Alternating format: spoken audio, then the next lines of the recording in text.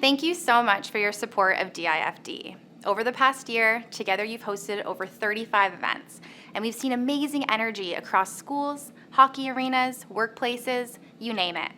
As a reminder, DIFD was created in memory of Darren Richardson, and over the past decade, it's become a movement to raise awareness, spark conversation, and fund life-saving research in youth mental health and suicide prevention.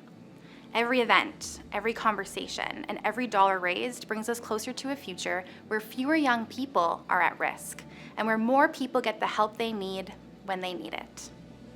Hi, I'm Rebecca Leslie, a forward for the PWHL's Ottawa Charge. I was born and raised in Ottawa, and I was a teammate and friend of Darren Richardson.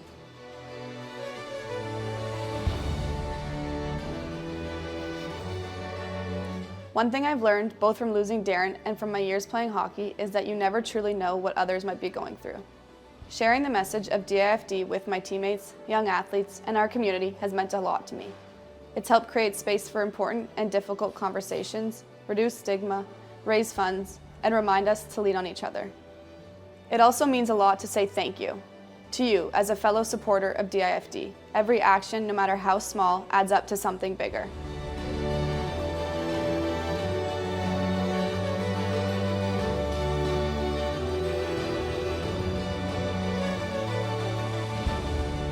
Hi, I'm Dr. Zachary Kaminsky. For the past 7 years, I've had the honor of serving as the DIFD Matt Ganslin Chair in Suicide Prevention Research at the Royal.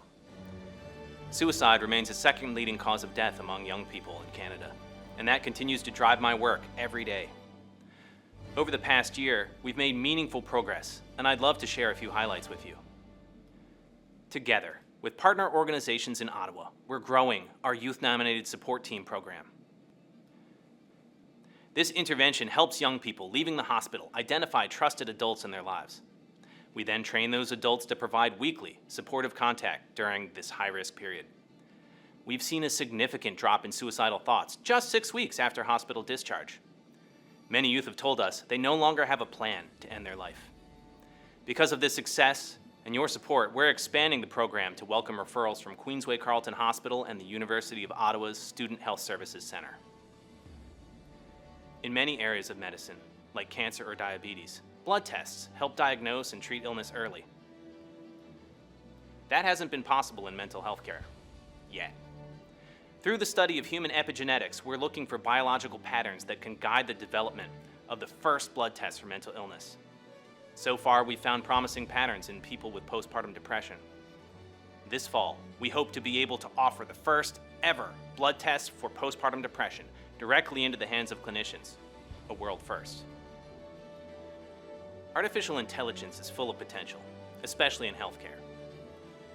In fact, I've been using AI in my research for years, so it's exciting to see it gaining more recognition and momentum. AI will never replace human care, but it can give us better tools, faster insights, and more accurate ways to act early and confidently. One area where it shows real potential is in predicting suicide risk. Together, with my colleagues, we're analyzing around 350,000 hospital records from people in Ontario who've received psychiatric inpatient care. Using that data, we're building machine learning models that help us spot patterns and warning signs so we can identify people at high risk before a crisis occurs.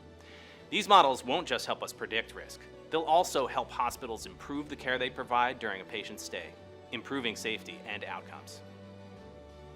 As Dr. Kaminsky shared, suicide is complex, and there's still so much we need to understand in order to prevent it.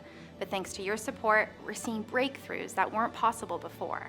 By supporting DIFD, you're helping us get closer to a future where fewer young lives are lost to suicide.